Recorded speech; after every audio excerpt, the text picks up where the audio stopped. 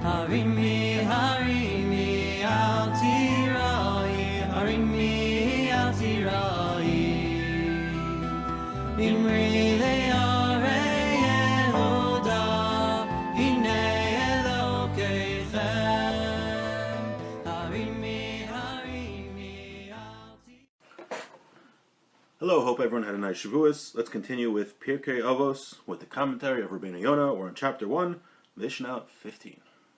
Shammai Omer, Shammai says, Aseh Toras Chakeva, make your Torah the Iker. Your Torah study should be the main thing. And more ma'at v'aseh arbe, say a little and do a lot. V'havi mekabel es kol ha'adam b'sever panim yafos, and greet everyone with a pleasant face. So let's see what Rabeinu Yonah has to say. Aseh Toras Chakeva, make your Torah learning the main thing. Kamoshe Amar be'Avos Rabbi Nassan, like it says in Avos Rabbi Nassan, Kol ha'oseh Toraso Iker u'malachto tefelo. Whoever makes Torah the main thing in his life, and his work comes secondary to his Torah study, Osenoso Iker Lolam Haba, they make for him that the next world is going to be the Iker. Aval ha'oseh malachto Iker, but someone who makes his work the main thing, v'torasa tefela, and his Torah only comes secondary to his work, Osenoso tefela la'olam haba. It makes his olam haba, his reward in the next world, secondary. Rotzeloma, what does that mean? That means to say, im lo asa averos, let's say a person never sins. V'lo asa haTorah ikar, but he doesn't sin, but he doesn't make his Torah the main purpose of his life. Afilu im yiskel lios ben Gan Eden, even if he merits to be in Gan Eden, in heaven, tafel yeshama, he will be tafel there. So, someone who doesn't do, meaning it will be secondary, it will be not the ultimate. Iker and Tafel. Iker is the main thing, Tafel is secondary to the main thing.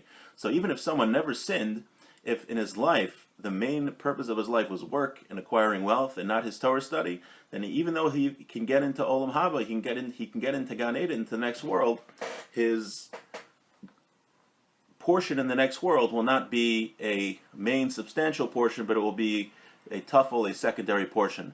Now, this doesn't necessarily mean that a person has to spend his whole day studying Torah. It really has to do with a mindset. A person could learn 2 hours a day, but those 2 hours are sacred. He doesn't take any phone calls, he's focused, and he works. Why does he work? Because he has to make a living, he has to support his family.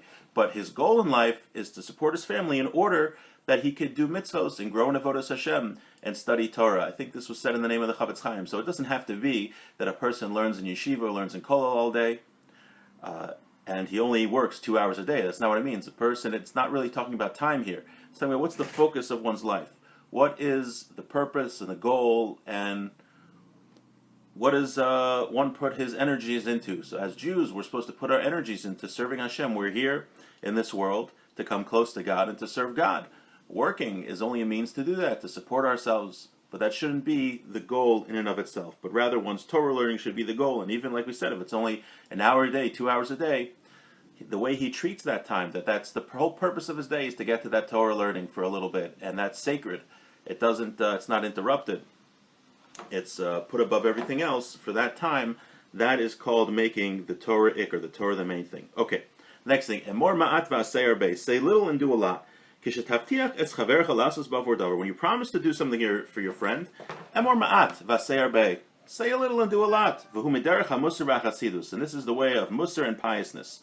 So you don't make promises. Don't promise to do a ton of things, and you only accomplish a little, but rather just promise a little bit and do more than you promise. And we learn this from Abraham Avinu, alav hashalom. Shnamar, when the angels came to visit Abraham, what did he say to them? I'm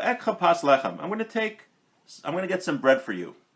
And what did he do? He took butter and milk, and he slaughtered some calves for them. So he said, I'm just going to bring you a little bread. And he ended up preparing a whole feast. Right? There were 3 guests, so he slaughtered 3 animals so he could give each one the tongue, because that was considered the best part of the animal. Do a little and say a little and do a lot. V'himidas elyon is a very high level. Our sages actually learned this from Hashem. Shenamar, when he talks about that, when God says that he's going to redeem the Jewish people from slavery in Egypt, he writes, Dan Anoichi, I'm going to judge them, judge the Egyptians. And that's only 2 letters. The word done only has 2 letters. Dalad nun. Uga'alam be'esrim b'shiva milos. And he redeemed them with 27 words. Shenamar Ohanisa, and it quotes the pasuk that has God ever taken one nation from another nation, doing wonders? And if you can get a chance, we can count the words. I wasn't sure how they got up to 27. It could be I counted wrong. Okay, but I would like insight into that if anyone has the time. Pasuk is Dvarim Dalad Lamed Dalad. Amar Ma'at Vasei Arbe. Valzeh Amar Rabeinu Sadyagon. Now Rabbi Sadyagon said, Zichronon Livracha, Im Kishev Tiech Avosenu B'Shtei Osios. If Hashem, from the fact that He promised our ancestors with 2 letters, also Lehem Kamanisim Bim flows, and with those 2 letters He did so many miracles when we left Egypt, right, all of the plagues and the splitting of the Red Sea, and furthermore, and He only promised that He's going to do it with 2 letters, and look at all that was done for us. Al Hageula Hasida Lavo. One could imagine what's going to be done in the future redemption.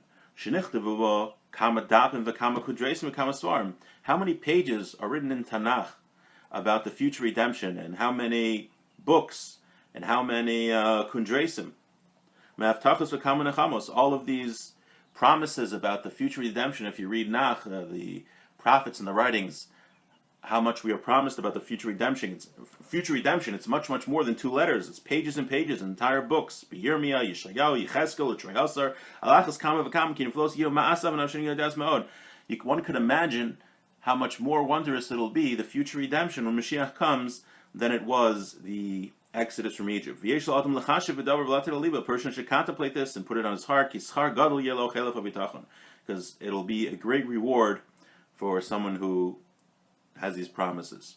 So he's saying that if, when we left Egypt, there was only 2 letters, and that's the Emor Ma'at, Hashem Himself said a little, Vasei Arbe, and He did a lot, and all the wondrous miracles that happened in Egypt that we're very familiar with. So if there was only 2, that was all from 2 letters that Hashem wrote.